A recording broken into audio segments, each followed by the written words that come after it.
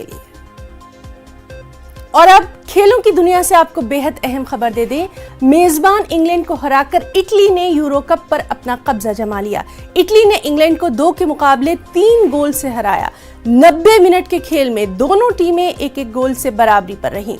Extra time में भी तादुल बरकरार रहा। नौबत पेनल्टी शूटआउट तक जा पहुंची। पहली बार फाइनल में पहुंची इंग्लैंड की टीम ने शानदार मुजाहरा किया था, लेकिन शायद किस्मत इटली के साथ रही। इटली ने 1968 के बाद दूसरी बार यूरो कप पर अपना कब्जा जमाया है।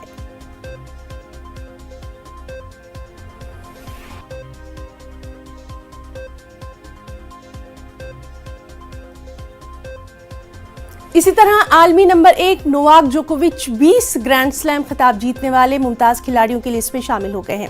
उन्होंने ये बुलंदी विंबलडन खिताब पर कब्जा जमा कर हासिल की। जोकोविच ने अपने हरीफ ब्रिटनी को जेर करके 6ठी बार विंबलडन खिताब अपने नाम किया। पहला सेट 7-6 से गंवाने के बाद जोकोविच ने जबरदस्त वापसी की। दूसरा सेट 6-4 से उन्होंने अपने नाम किया। तीसरा सेट भी उन्होंने 6-4 से जीता, जबकि चौथा सेट जोकोविच ने 6-3 से अपने नाम करके खिताब पर ही अपना कब्जा जमा लिया। जोकोविच ने लगातार तीसरी बार विंबलडन पर अपना कब्जा जमाया है। 2018 और 19 में उन्होंने विंबलडन में जीत दर्ज करवाई थी। 2020 में कोरोना के सबब विंबलडन का इनेकाद नहीं हुआ था। ये मुकाबला 3 घंटे 24 मिनट तक चला।